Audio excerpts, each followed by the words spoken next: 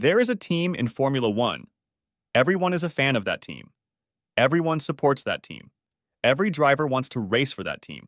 I'm mad at you. I'm mad at you. You said you're not a Ferrari fan. Everybody's a Ferrari fan. Even if they're not, they are a Ferrari fan. Even if you go to the Mercedes. But everyone still knows that. You can't win in that car.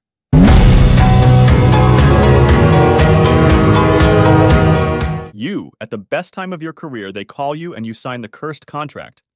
And you'll never be the same again.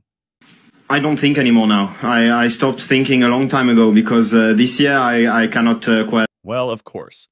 If you are Michael Schumacher, you can win. But I'm talking about the more recent past. Like the last 17 years. In the last 17 years, Ferrari has used 7 different drivers and caused as much wrinkles and mental damage as possible to all of them. So why did these 7 different drivers lose in Ferrari? And some still lose okay. I'll start with Charles and Carlos. Hey, what are you doing? These guys definitely have the potential to become champions. And frankly, Charles came very close to this in 2022.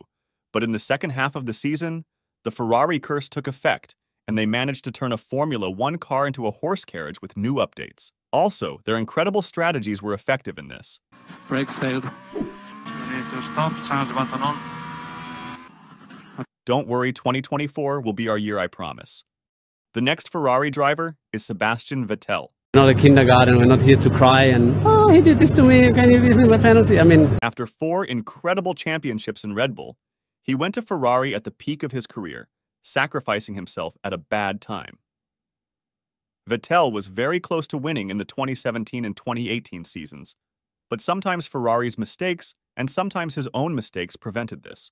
Also, Max Verstappen's bulldozer racing style played a big role in this. Kimi Räikkönen on the inside! Put off some great moves. Oh no! Verstappen on the inside of...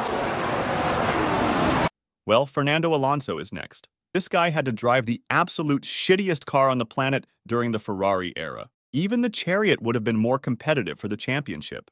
He lost by very small margins in the 2012 and 2010 seasons, and unfortunately left without ever driving a good Ferrari. Engine start, no problem. 5 minutes. Tidin, problem, engine kaput. Well, next is Felipe Massa.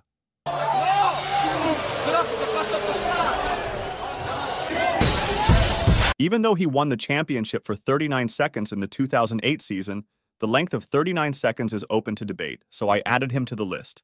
Raikkonen are also on our list. Even though he managed to win once, he definitely got his share of the Ferrari curse. Steering wheel, somebody tell him to give it to me. Come on, move! Not a big deal because he doesn't give a fuck anyway. It's more like a hobby for me, so... And finally, Luca Badoer. This guy was already a test pilot, and Ferrari had to race this guy because they couldn't find a driver. And this man made us watch the worst performances in history and left. This time, we can blame Ferrari not for strategy, but for putting some random guy in Ferrari. Well, I guess that's all for now. If you liked the video, you can like the video. I need to go and listen to the Dutch national anthem for a while.